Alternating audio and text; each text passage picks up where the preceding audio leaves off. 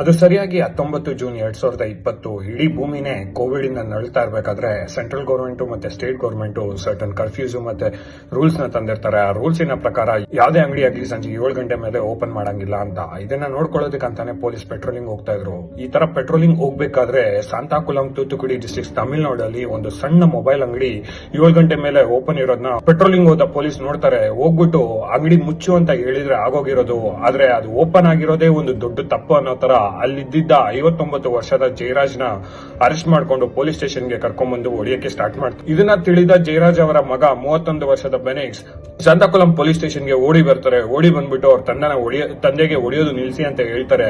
ಇದನ್ನ ಕಂಡಿದ್ದ ಪೊಲೀಸ್ ಅವನನ್ನು ಕೂಡ ಸೆಲ್ಲಲ್ಲಿ ತಗೊಂಡು ಹೊಡೆಯೋದಕ್ಕೆ ಸ್ಟಾರ್ಟ್ ಮಾಡ್ತಾರೆ. ಮತ್ತೆ 7:45 ಸ್ಟಾರ್ಟ್ ಆಗಿದ್ದು ಈ ಟಾರ್ಚರು ನೆಕ್ಸ್ಟ್ ದಿನ ಅಂದ್ರೆ 20 ಜೂನ್ 2020 3 ಗಂಟೆ ಬೆಳಗಿನ ಜಾವ 3 ಗಂಟೆ ಅಂದ್ರೆ 7 ಅವರ್ ಅವ್ರಿಗೆ ಕಂಟಿನ್ಯೂಸ್ ಆಗಿ ಪೊಲೀಸ್ ಹೊಡೆಯೋದು ಮತ್ತೆ ಟಾರ್ಚರ್ ಕೊಡೋದು ಮಾಡ್ತಾರೆ.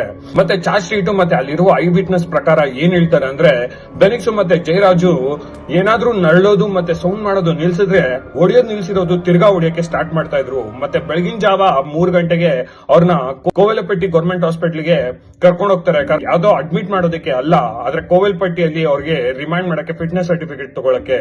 ಅಲ್ಲಿ ಏನು ಅಂತ ವಿಚಾರಿಸದೆ ಆ ಕೋವಿಲ್ಪಟ್ಟಿ ಗೌರ್ಮೆಂಟ್ ಹಾಸ್ಪಿಟಲ್ ಅವರು ಫಿಟ್ನೆಸ್ ಸರ್ಟಿಫಿಕೇಟ್ ಕೊಟ್ಬಿಡ್ತಾರೆ.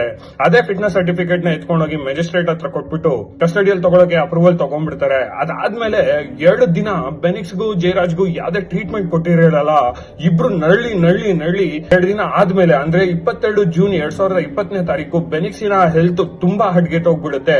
ಅವನ ತಕ್ಷಣ ಕೋವಿಲಪಟ್ಟಿ ಗೌರ್ಮೆಂಟ್ ಹಾಸ್ಪಿಟಲ್ ಕರ್ಕೊಂಡ್ ಬರ್ತಾರೆ. ಕರ್ಕೊಂಡ್ ಬಂದಿದ ತಕ್ಷಣನೇ ಸತ್ತೋಗ್ಬಿಡ್ತಾನೆ. ಯಾಕಂದ್ರೆ ಜಾಸ್ತಿ ಇಂಟರ್ನಲ್ ಬ್ಲೀಡಿಂಗ್ ಅಂದ್ರೆ ಒಳಗಡೆನೆ ರಕ್ತಸ್ರಾವ ಆಗಿರೋದ್ರಿಂದ ಸತ್ತೋಗ್ತಾನೆ.